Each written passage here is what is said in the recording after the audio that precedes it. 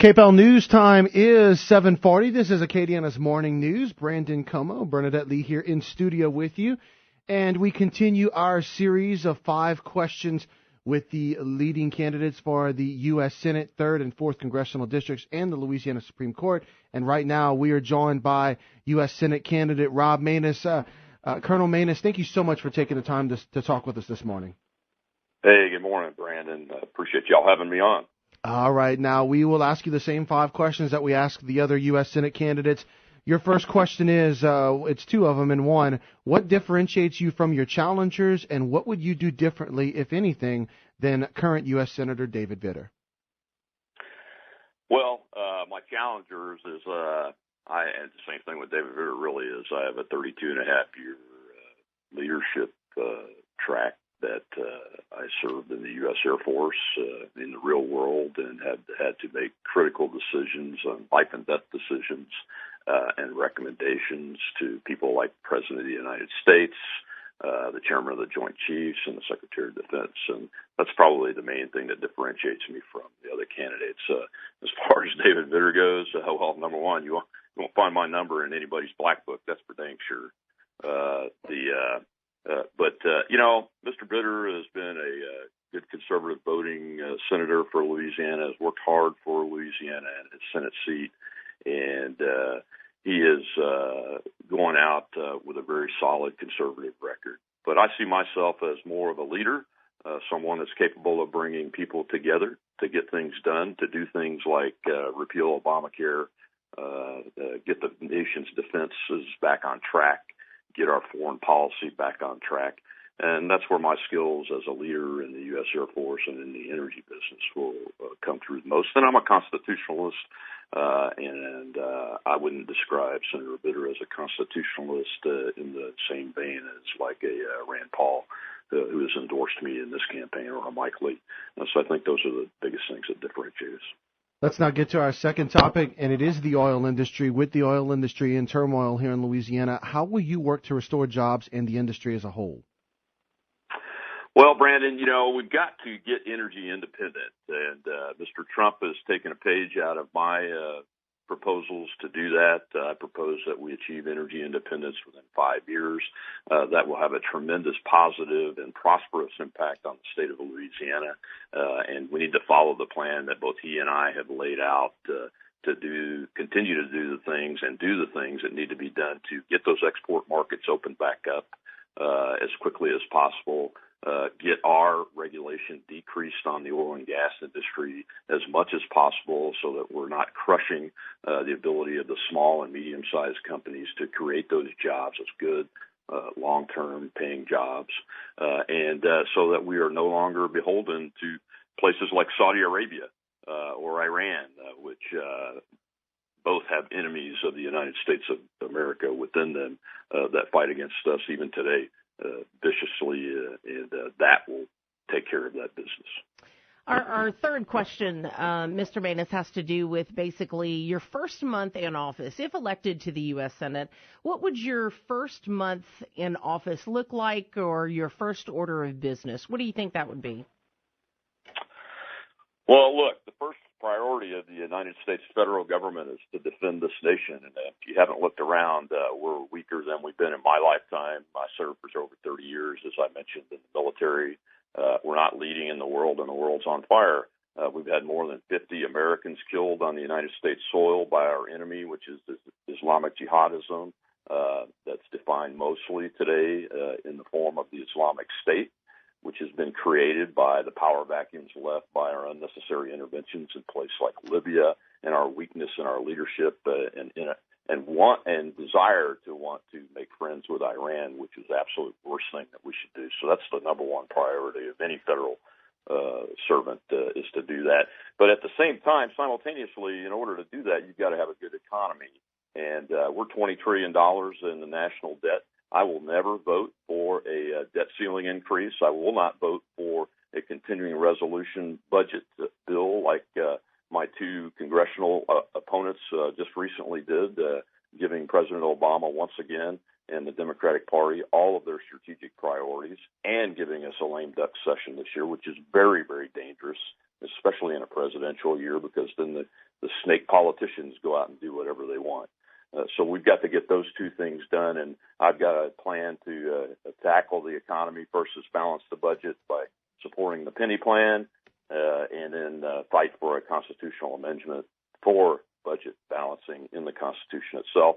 I support the fair tax because we can't reform the IRS tax system. We've got to blow it up and destroy it and remake it into something that actually works for the American people instead of works for the politicians and the crony capitalists and the special interests in this country.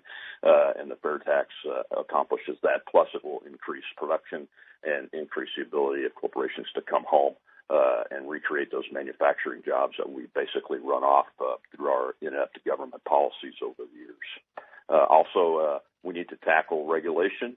The bureaucracy in the federal government passes over 3,000 laws a year, and the Congress only passes a little bit over 100 a year. If you look at the averages, and that's unacceptable. The Constitution says that legislation power is in the Congress, and there's a project called the Article 1 project that Senator Mike Lee is heading up in the U.S. Senate that I support, and I'm already working with, and will continue to do that to pass a legislation that would reverse that so that the bureaucracy could no longer impose illegal legislation on the American people, which has been happening recently. And then finally, we need to audit the Fed. We need to audit the Fed, do an analysis of it, and see if we're continue to be on the right track as far as our monetary system goes. Many major economists have convinced me that we probably are not, and the Fed is an unsupervised system by the American people that has crony capitalists moving in and out of it and through the Treasury Department and through Wall Street, and all they're doing is making millions and billions of dollars, and the American people are getting robbed of it. And we're speaking with Colonel Rob Maness, U.S. Senate candidate, and we go now to our fourth topic question. As a state that's had its own issues with race, how do you think race will play a role in how you will execute the job when you're in office? Well, the United States motto is E pluribus unum.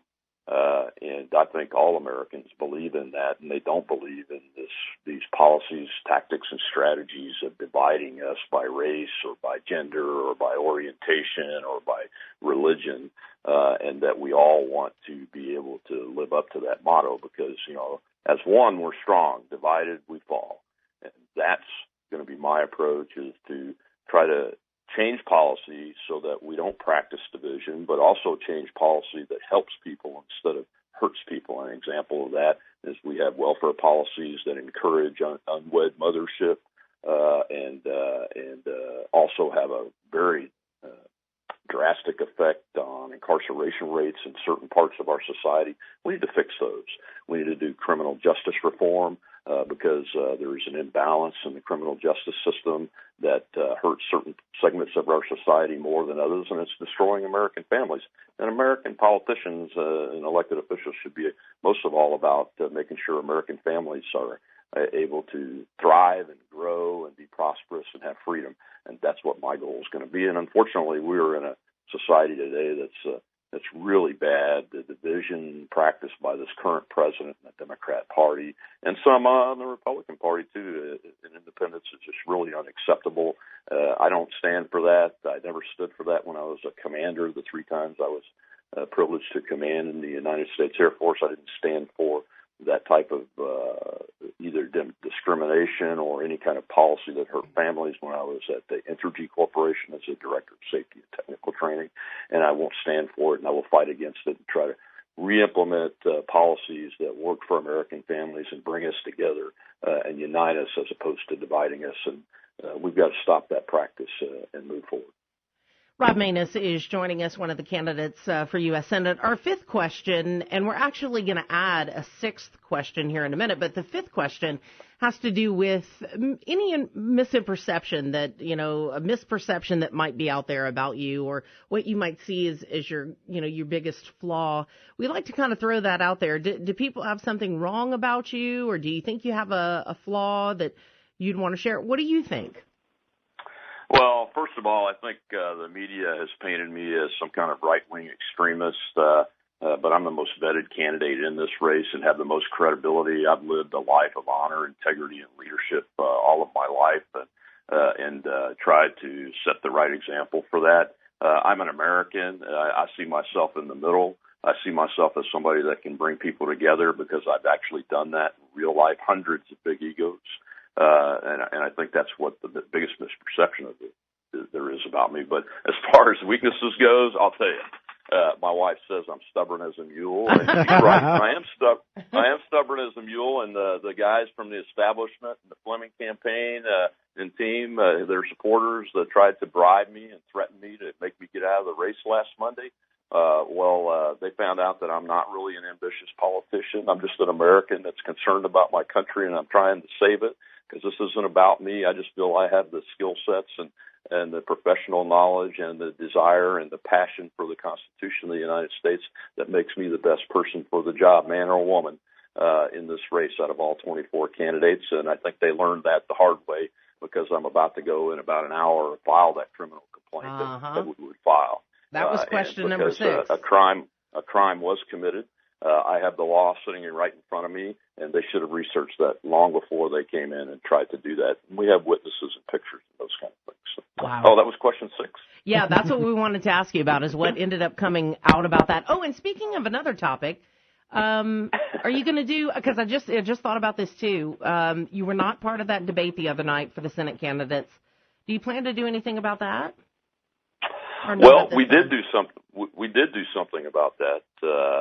We filed an FEC complaint because we feel that both of the 501c3 organizations and the one government agency violated federal election law by giving a illegal in-kind independent expenditure contribution to all 5 of the millionaire candidates that were on the stage, and they violated their own rules. Come to find out, not all the candidates had actually raised over $1 million. Many of them had donated to their own campaigns to do it, to get their $1 million up there. I was only able to donate $50,000. But I'll tell you what else we did. We had a Facebook session that over 217,000 people it has reached, and our feedback has been very, very positive on that, and we'll continue to do that kind of outreach, whether we're in any future debates or not. Polling is what it is, and we're going to move forward, and we're going to fight as hard as we can for the Louisiana people, because my supporters say when they found out they were trying to get me out, the establishment was trying to get me out again, they said, no way, absolutely not. We're with you, and we want you to move forward. So I'm going to honor that. All right, Colonel Rob Maness, sir, thank you so much for your time this morning. We appreciate it. Well, thank you all. I appreciate it. God bless you. God bless the United States of America and Louisiana. Absolutely, sir. Thank you. All right, coming up now on 7:52, we have our friend Rob Kirkpatrick, T-shirt man, who is out at All Seasons Pools and Spas. That is a great place to go. Good morning.